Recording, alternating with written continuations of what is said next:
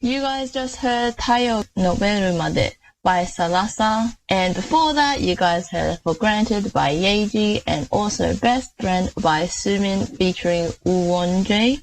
Now coming up we have the very exciting interview with Amber Liu. She's a solo artist, she's a talented singer, a rapper, a songwriter. You all may know her from the girl group FX. And so I'm not gonna waffle on too much. I'm gonna just let Amber do the introducing herself. My name is Amber Liu. I got my start in the music industry with my group called FX. I'm now a solo artist. I've been just releasing my little EP series XYZ, and I have a new album coming out soon. I want to say that I don't have a specific genre that I always go for, but I kind of like all types of music. I think a lot of people might know me from my YouTube days as well as my groups. So I've just kind of like been everywhere, and now I'm just, I'm a dog mom. I love Pokemon. Yeah, music. So you mentioned you have a new album out. It's coming out soon. Coming out. I know you already released one called Z, I believe. Yeah, Z was last year. I noticed you collaborated with a lot of different artists on there, like Jackson Wang, etc., etc. So how was it like collaborating with these artists on this album? It's like always really fun to just collaborate with different people, because sometimes in my artist brain, I'm always like, am I doing things the right way? And I think with every artist, we're kind of going through similar things. Like when I talk to my friend about it, he's like, I don't even know what I'm doing half the time. Or like when I talk to another artist, she's like, oh, like I totally just like pump that out in 30 minutes and just like hope for the best. It's always kind of like I'm not the only one freaking out about the process. On this next album, I don't want to give away too much, but a long time friend of mine was always telling me like, hey, we got to collab again. And I was like, sure. And then I didn't have the right song until this next album when it comes out. And he was so stoked about it. And it's just kind of us just vibing and just like talking about life. And I think that's what's awesome about it, is like, I hope that every single time that someone's able to collaborate on quote unquote my songs or vice versa, it's like we just kind of get to be ourselves and just kind of throw ideas around. So you mentioned this new album. Do we have a release date, a teaser, anything of that matter? Just confirmed like a couple hours ago. I will be performing new music at the Sonic Music Festival, which I'm really excited about. So my Australian fans do get the first listen and taste, but we are also releasing the first song the day of the performance. Oh, is that going to be part of your new album? Yes. Yes, let's go. So what else are you going to be bringing to the Sonic Music Festival that fans can look forward to? Something I'm really excited about is my team that I'm bringing for Australia is like my band, my dancers, like they are, it's like a dream come true for me. Like my music director, his name is Sam Yoon.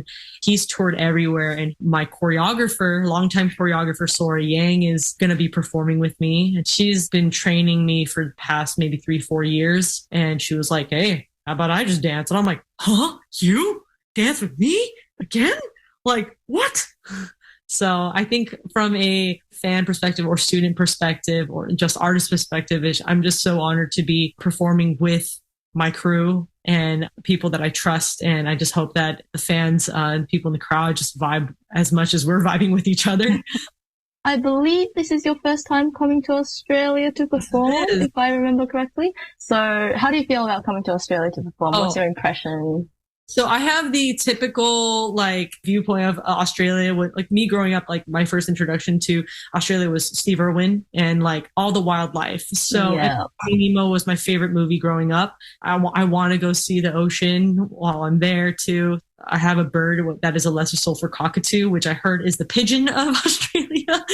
Overall, it's just like I'm wanting to see the fans too, because I've never been to Australia. I know that I've always heard like my Australian fans saying like they're kind of like isolated from everything. So I'm happy to be bringing the energy to you guys. You mentioned that you became a solo artist. How is that different from when you were releasing music with FX as a group? Well, I think it's like almost the exact opposite when it comes to album production, choosing songs. Everything is just kind of like I have to make the decision, which is great, but also like kind of it personally gives me a lot of pressure. I'm always just trying to like figure out what I want to do, which songs to release. Because when I was in the group, we're not part of that process. We hear demos, we're kind of presented everything at like pretty much the last stages, and then we record, and then from there they like nitpick, okay, this song goes on this album, we're going to save this for another album, so on and so forth. But with me in my personal journey with music, I'm just writing. When it comes time, like, wait, I think I've written like 50 something songs, like, okay, now it's like time to focus on maybe 20, and then from there 10. Maybe it's not a full length album. Let's go EP.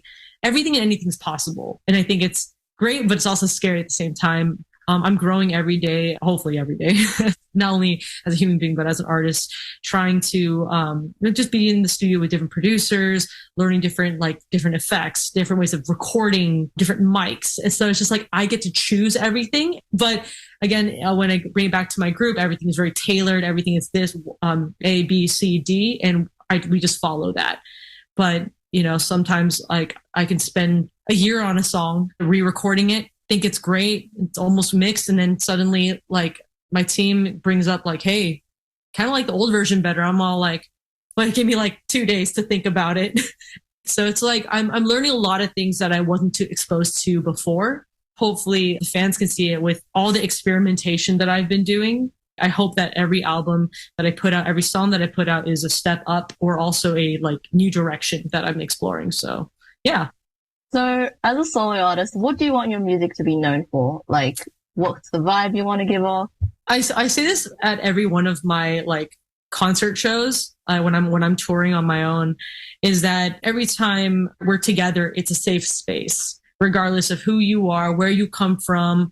Everybody here is safe, and that we're here to just have a good time. Number one, I've always felt like a misfit my whole life. I felt like I didn't belong somewhere, but when my fans see me at like, whether it's like on the street or like at my meet and greets or randomly at a boba shop, they've always said, thank you so much. I've always felt like I was weird or different. And so I always try to make that very, very clear at my shows that I just want this to be a place where we can feel safe and that we are okay to express ourselves here.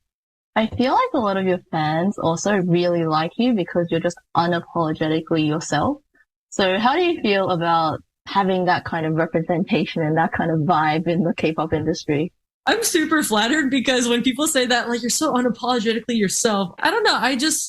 I'm kind of in this mindset of what would the child Amber want? And it was that pat on the shoulder, that reminder that I wasn't alone, that reminder that it's okay to be weird and have these nerdy interests. It's okay, and that makes us who we are. I don't know. It's just like, I like to think like we're just a pack of weirdos, just vibing, and it's fun. So I'm super flattered, and like it's not only just me. That goes to my fans and the people around me, also making that space for me to be myself as well. Because there's definitely been times where even still now, I feel uncomfortable. I feel very self-conscious, or I feel insecure about things. But I've taken upon it to myself, at least in this past year, where I've been doing a lot of self-work, a lot of therapy, and just like kind of re-examining me as a person and what I want to achieve. Like, be honest, not only to people, but to myself. Kind of rounding things off a bit, what can we expect from you in the future in terms of music, yourself as a person, in David's future? The way I like to see my schedule this year, I'm questioning whether I can pull it off, but I'm also kind of like, hyping myself up. Like, yeah, totally. I can totally do this. Yeah, sure.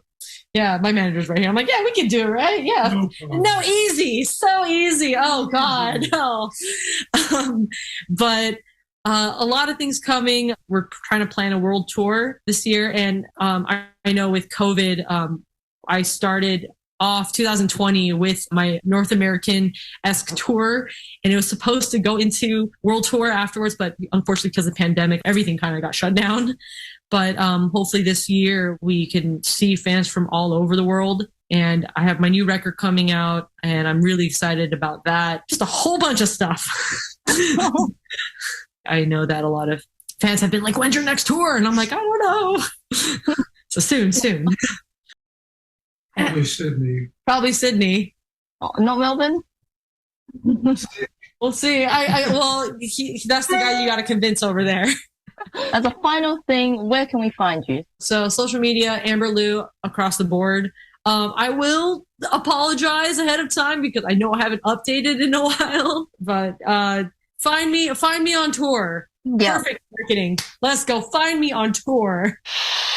So that was the amazing Amber Liu. We just heard all about her newest album, her upcoming performance at the Sonica Festival, which is coming up on March 17th. Better stay tuned for that one. And so coming up next, we'll be playing one of Amber's songs, Bad Decisions, from her recent EP, Z.